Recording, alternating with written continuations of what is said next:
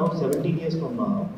So 95, he must be around 78 years, if the calculations are right.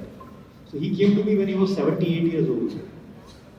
And his practice since when he started practice? Nobody knows. He started, except, he created a college of architecture, his school of architecture in 1967. And around 1960s, since 60s he has been practicing. 60s to 2006. And he created amazing marvels. I don't have to tell you about his building, about his projects. Everybody knows, everybody reads, and you have a lot of books in the library about Doshi Sir's project. But he was always, he has that capacity to absorb things at the age of 78. And he always used to tell me, Mayank, I'm still learning. And when you teach me, you become my teacher. And then I couldn't say anything. I used to go down on his feet. He said, please, don't do this. Because Doshi Sir is somebody, as everybody knows, you guys have met him before. He will speak, and every word you want to record. And I have hundreds and hundreds of hours of his recording. Wherever I used to meet him, my phone was always on a airdrop mode and voice mode is on. Because you can't remember, you can't take everything in what he says, and he is teaching every second. So that was the chance I got from 2016 till 23rd of February. Incidentally, I was there in Enthuva for a conference of International Jain Conference. I was giving my talk on forgiveness and architecture. 22nd it got over, 23rd I went to Doshi Sir's house. I met him from the distance because he was not very well. He was on the process of going.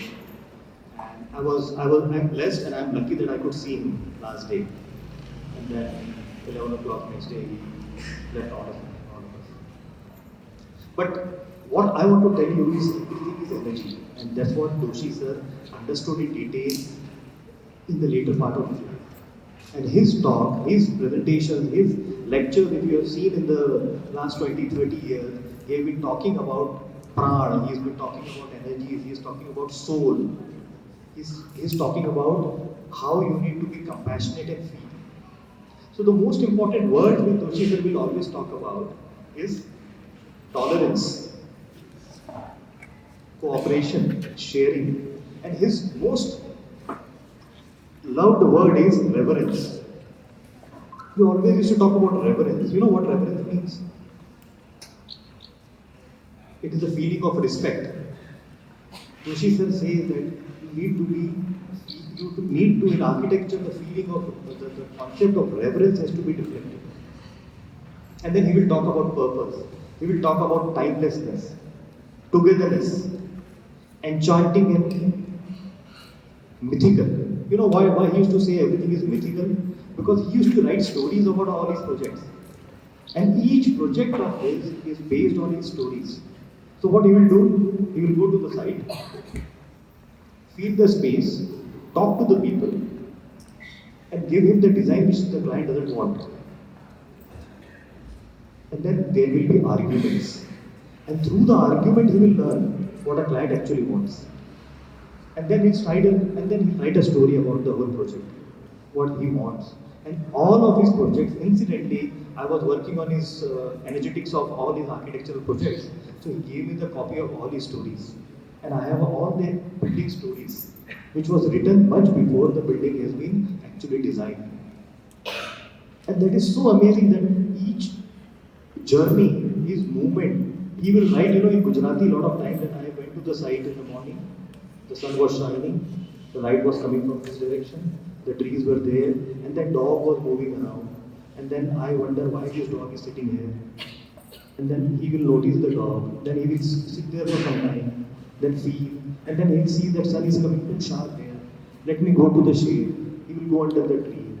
And then sit under the tree for some time. And then he'll see that the tree is also not good enough for the shade. The light, the direction, the wind, the feeling. And then he will talk to the people around. कि इधर आओ बात बताओ यहाँ क्या है कहाँ रहते हो and he'll start getting into people and that's why he called everything is human centric. His architecture is human centric because he felt what was the need of that land, not what was the need of the client. He will understand the need of the environment. He will understand the need of the society around it. Most of his architecture is socio-economic based. It's not always what the client wants, how this building is going to influence the surroundings and the environment. Have you seen his project Aranya? Aranya housing. He got a Arakana one. That is in Indore, and it is the same thing which I just saw in one of the elevated plots design. That he has designed the building, the campus, thinking what will happen to these people after 20 years or 30 years. And the modules were given so that they can build on that modules. So initial design, what Doshi Sir designed, or Doshi Sir actually conceived. And now when you go to Aranya site, you will not find a single element of that. It is totally transformed and people are still happy. So you as an architect need to think ahead of time. That's what we all need to learn from Doshi Sir, that we need to see that architecture is always growing, always evolving. What you have made is not going to be there forever. It is going to grow. And that organicness in architecture is what he says, that I am open for all new ideas. And chaos and order in design are the hidden opportunities. So you understand the chaos and you understand the order, and then you try to find out what are the opportunities. He says you need to feel the space and try to understand that residues become unexpected opportunities. Are you getting me? Residues becomes unexpected opportunity. Think about this. They're just 4 words and too much of information is in the 4 words. That is, hidden opportunities, intangible things needs to be seen in architectural design. Any building, go any building, maybe LD Institute, one of the oldest project. Go there and feel. You will still connect to the place, and that you will not get when you go to Franco Gehry or any of the modern buildings. In fact, some of his work are people compare with Louis Kahn, but according to energies, when I go there, not to disrespect Louis Kahn's architecture, but I don't find that energetic connect. What I find in Doshi Sir's building, because there is something else which is intangible, which is not seen, and that is what energy architecture is. And he never says this is the only solution. He says that it could be the solution. And then he starts discovering. And then he'll say that by discovering I get the chance to redesign the whole space. And he will break the building in half construction also. And he says, no, I don't like this. Because that time I used to like it, now I don't like it. And I want to break it. Because if I don't break it, I will not do the further design, because according to him, architecture is enjoyment. You need to enjoy. And if I am not enjoying that particular beam in this circular formation, I will break it. Or you choose another architect. So that was his way of working, of enjoying architecture.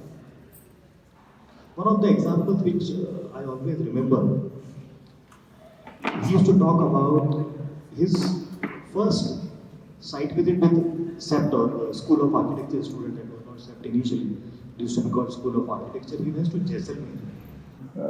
Getting with him. My connect with Doshi Sir was mostly energetic. We never used to talk about architecture per se. We used to talk about life. We used to talk about energy. We used to talk about health. And I was planning to set up an architecture college in Pune, alternative architecture college, by the name of Prithvi. And Doshi Sir changed his name. You would say, don't call it architecture college. Call it Holistic Institute of Holistic Living. And that's the name I have kept it for my institute. Wherever it will happen, it will be called Institute of Holistic Living. He says, let architecture be somewhere else. Let life happen inside the buildings. And whenever you are controlled by architecture as a word, it is controlled by the Council of Architecture and different elements of architecture. So he used to, in the later days, he used to say, don't talk about architecture to me. Talk to me about life in a space, in a built space. Because architecture for him, due to different reasons, has lost its own charm of feeling and relationships and reverence. He used to say that architecture has lost it because we have been copying, we have been deriving things from different countries, different people are influencing us. The true Indian architect is still has to come. And I always used to say, sir, I don't know what will happen after you go. Who is the next architect we all look forward to see? Do you have any name? I don't think so, yeah, sir? Do you think any name who has that level of knowledge and feeling and connectivity and Indianness? No, I don't think so. Somebody has to emerge out from somewhere, God knows where. And then I had an experience to be part of the design for Amravati design competition, where a Japanese architect and everybody was there, and I had a chance to meet all of them. And when I was part of the Amravati design team, I could learn the architectural thinking about of what Doshi Sir has it in mind. Because he used to sit in the studio and then give ideas to all these people, including Rajiv, Zonki, everybody, his team of people and different architects. And it was such like everybody had an idea to how to make this thing fit in. But what Doshi Sir will say, nobody has a thought about it, this could be the solution. And the whole design happened that way. And I had a chance to visit the site with him before he was designing. And he got an idea from somewhere. You know, the whole design of Capitol Complex, you must have seen online. The whole design of Capitol Complex is based on Kundalini. And Kundalini, he saw it in Vijayawada temple. One day before the site visit, before actually designing. And he could see that Kundalini shape. And the idea came in his mind. And then he saw the standing Nandi. That idea came into his mind, and then he transformed after 6 months when we saw his first sketch of Amravati. Then I could relate, sir. I said, sir, this is Kundalini. You are talking about each element of the human chakra. And then everything started falling in place. Doshi sir also used to talk about identity a lot. What is the identity of this particular place? How you are going to understand the vibration of the land, vibration of the project and create an identity. As an architect, we all need to learn and see that whatever we are making small or big, we need to create an identity, and that particular building should become monument. And that is what all his projects were. You can never cross a building designed by Doshi Sir when you don't turn back and look again. You have to look back. So what is this? And that is what he wants to say. Have you, I'm sure some of you had a chance to visit his office, Sangat. When I went there first time, somewhere in 2008 or 9, I got lost. Because the office is so grand, you will see the walls, you will see the garden, you will listen to the music, you will go through the landscape, and then you will never find a door to enter the building. It's a small door which you go down, you just bend down and get into his office. So such a big person with such an enormous architecture sense has created architecture as the metaphor to not show his, the talent and grandness, to show his humbleness. So that and he says that we are very small people in front of this architecture. And why I need to say, Sangat has become a UNESCO building, Sangat has become a monument now. But the door is still the small thing, get down and then enter. And most unfavorable space of the whole office is his cabin. Nobody would have thought about it. Because when a person designs his own office, he has to have the grandest big room with a lot of windows. And he is sitting in the basement, kind of a corner. And that's a place he used to choose. And I have seen that's the most energetic place of the whole office. And he didn't realize it. He said, once I came here, I thought I'll sit here. And that became my cabin. And rest everybody is sitting everywhere else. That's the feeling he gets. In his house, Kamla house, I had an experience. People talk about Vastu as in terms of directions. Kamla house is 100% anti-Vastu in terms of directions. It has a southwest basement under his bedroom. And under his bedroom he has a basement and he has a puja place, temple. And he will go down into the basement where there is no light, a small slit of light coming in, and he will sit and meditate. And he will enhance the southwest part.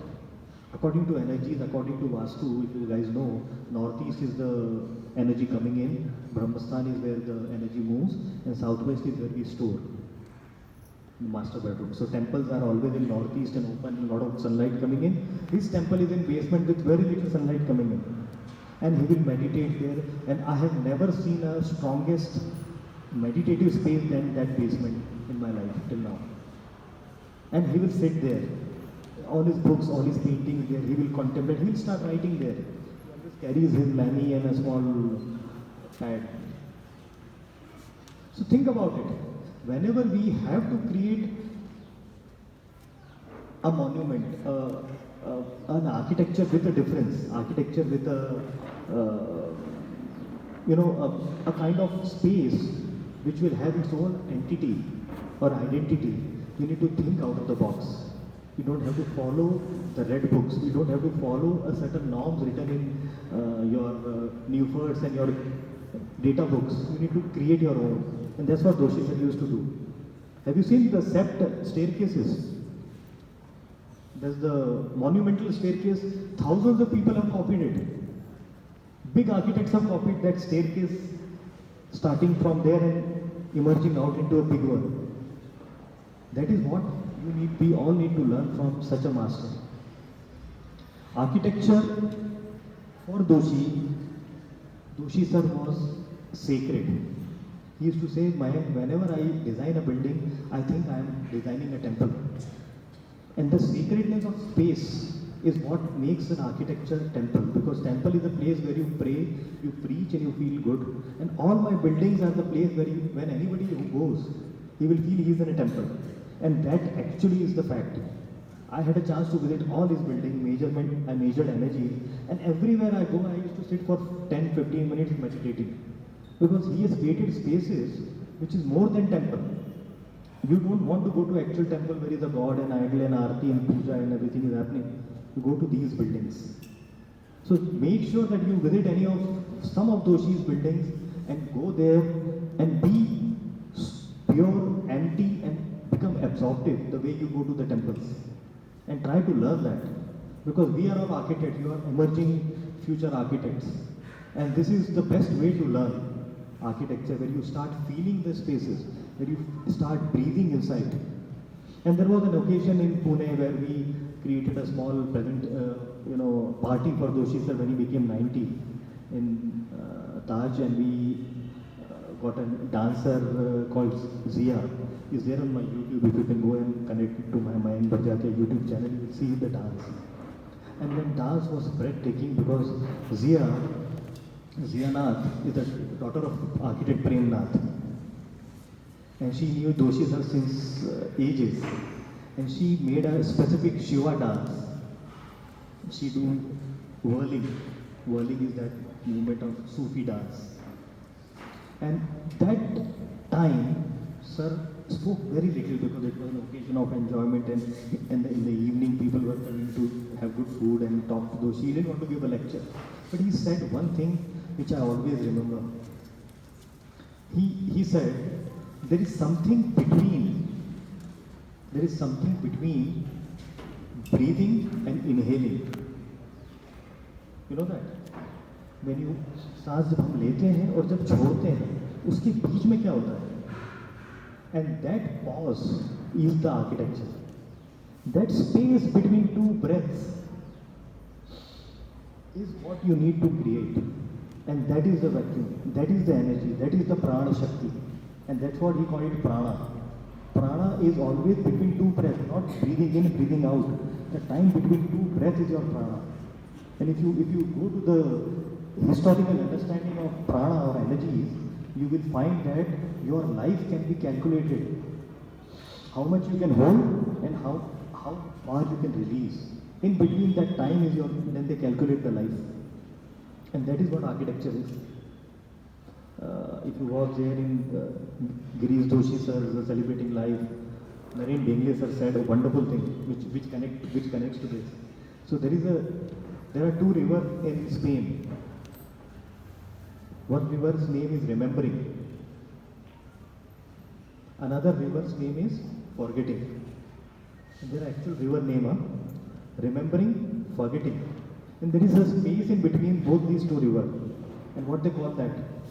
The pause. So when you remember and you forget, there is a pause in between. And that is what Doshi Sir's architecture is. Between remembering and pause.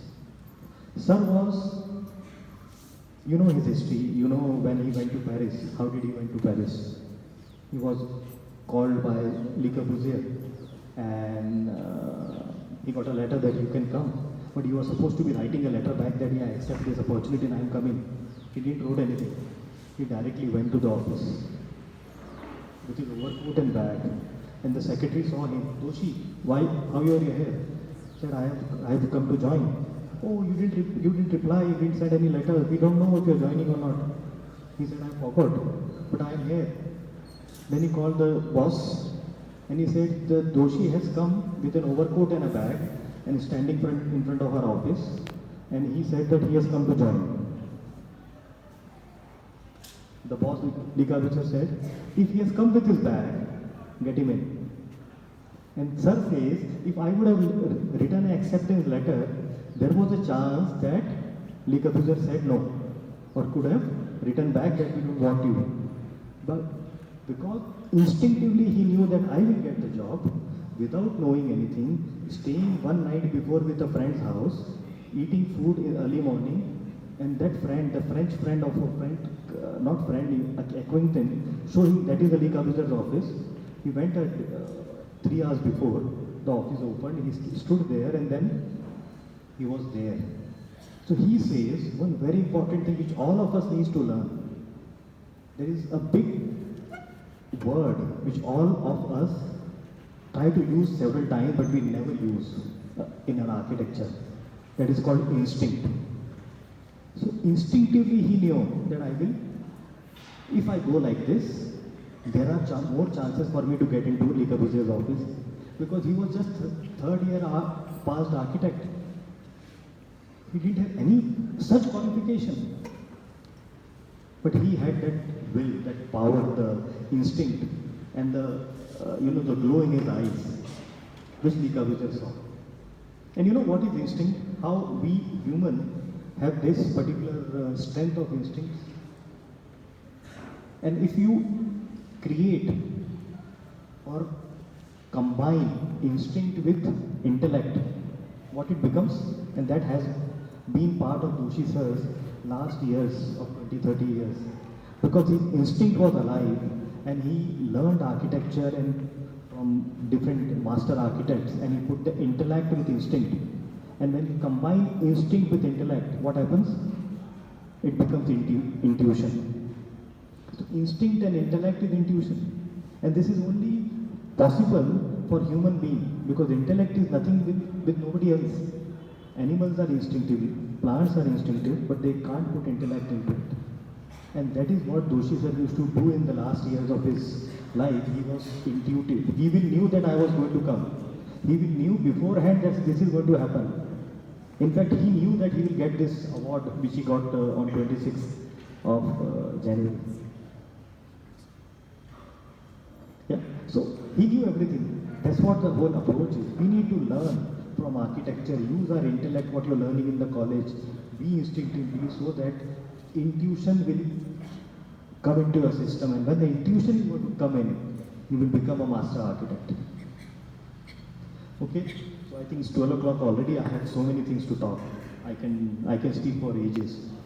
Doshi Sir's experiences, meeting, going to Vaishali, going to the city to eat misal pav.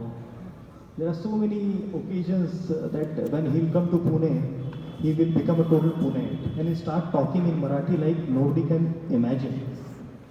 That he has never been in Maharashtra. So one of the big occasion we had in Deccan College, where I was part of the team of Vishwa Ved Vidyan Sammelan, and I had an opportunity to call Doshi Sir as a keynote speaker. Backside of Deccan College building, he was standing and talking, and he was talking non-stop in Marathi. And there are a lot of people, South Indians and from different cities coming because of the World Conference on Vedic Science. Nobody understands Marathi. So then somebody told me, and I had to put a small paper in front of him. And that whole talk is on the Facebook. Sometimes go and see it. And he is speaking so wonderful. The whole life he has talked about it. I think to know more about Doshi, you need to see a lot of his videos, YouTubes. Everywhere he's talking about life and architecture, and the way he connects to people, and the way he becomes part of everything what is new to him. So if you have been there, he talked about, he was showing in Portugal yoga posture to an architect on his office, on his table, and a big architect. Yeah. So he is the person who, as Pooja said, whenever you meet Doshi Sir, it's difficult for you to meet him now, but whenever you see his talks and his videos, you will start feeling connected to him. You will start feeling that he is talking for you and about you. And that is what Doshi was. And we will, but I got an opportunity to be with him every second, third month. Since last 20 years, I have been visiting Ahmedabad like anything, and every time, as Pooja said, if you have personal problem, if you have anything, he will be always there to address it. Irrespective, middle of the night, if you call, he'll pick up and he'll answer. Early morning, he'll answer. And he will remember you. The most important part is thousands of people after Pittsburgh, so many world people are going to, was asking his time and his appointment, but he will call you and remember you. That's the best thing Doshi had. I think that's enough for me today about Doshi Sir. And my connection as an architect, as an energy person, I created a specific path, and I think this is a past life connection or some other life connection with Doshi, which made me so close, became a part of his family, became so close to him. I am not a very eminent architect. Not from the top level of, I passed out my bachelor's and master's in second class. So I was never allowed to be into the sept, or his sangat. I could never imagine. But with something else and some connection, I could sit in his office for 6 months when we were designing Amravati. And that is a lifetime experience. So I am blessed. I think I am blessed. And with that note, we will miss Doshi forever. He is, as Pooja already said, he is omnipresent, he is everywhere. And I can still hear him. So with that note, thank you very much.